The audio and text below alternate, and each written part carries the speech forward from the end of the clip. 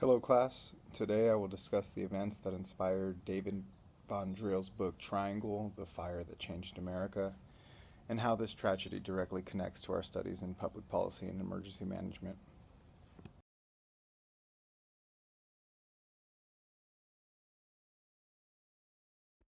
So let's set the scene.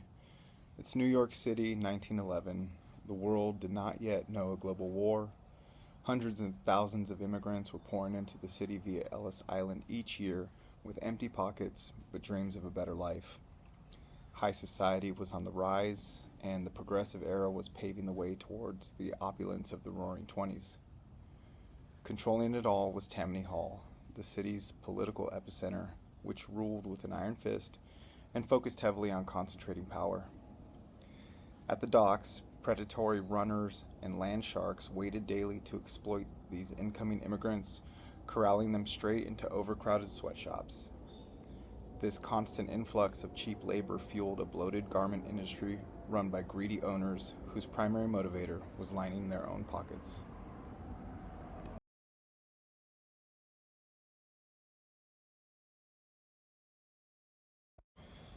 This brings us to the setting of our story, the Triangle Shirtwaist Factory.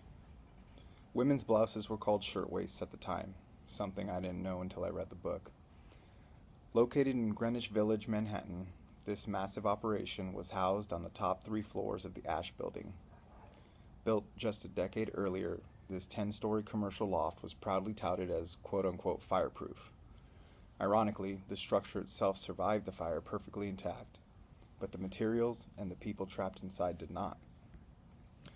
On March 25th, 1911, near quitting time, either a smoldering match or a cigarette was carelessly discarded into a scrap bin.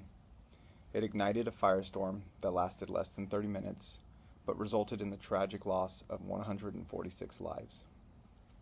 At the time, it was the deadliest disaster in New York State history, a grim title it would hold for 90 years until the terrorist attacks of 9/11. Always concerned with their bottom line, owners Max Blank and Isaac Harris, the self-proclaimed shirtwaist kings, routinely kept the exit doors locked. Worried about employee theft, they forced hundreds of workers through a single exit to search their bags before they could go home. When the fire broke out, panicked workers faced a fatal bottleneck. With locked doors, only one open stairwell, and just 2 functioning elevators, many perished in the flames. Others made the agonizing choice to jump from the windows, choosing to control their own destinies rather than burn.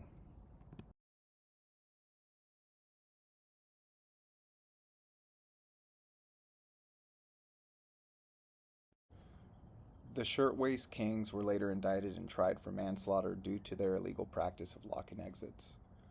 Ultimately, they were acquitted due to a slick defense and political connections.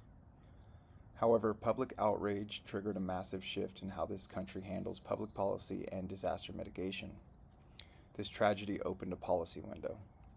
The methodologies to prevent this disaster, like automatic sprinklers, outward opening doors, and organized fire drills, already existed, but they were viewed as expensive nuisances and were rarely enforced. The horror of the fire provided the critical focusing event needed to unite labor unions and progressive reformers. Together, they forced the political system to act. New York State created the Factory Investigating Commission, which fundamentally revolutionized building codes. Not long after, the state mandated automatic fire sprinklers in high-rise lofts, strictly banned locked exit doors, and enforced mandatory fire drills. New laws dictated maximum occupancy limits, wider interior stairwells, and robust heavy-duty iron fire escapes.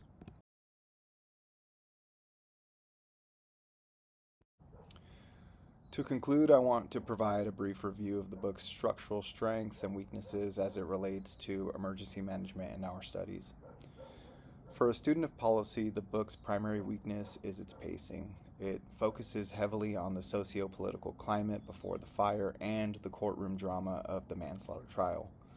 Only a small portion of the book describes the fire and the many failures that exacerbated it, and the massive legislative reforms are compressed into the final pages. However, its greatest strength is how perfectly it illustrates the power of a policy window.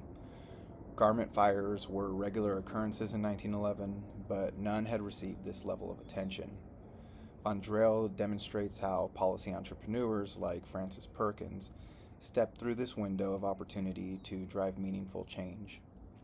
While the two owners escaped criminal punishment, they slipped into historical obscurity. Meanwhile, the tragic sacrifice of those 146 workers on March 25, 1911, built the literal foundation of modern American workplace safety. I appreciate your time, and I look forward to your feedback.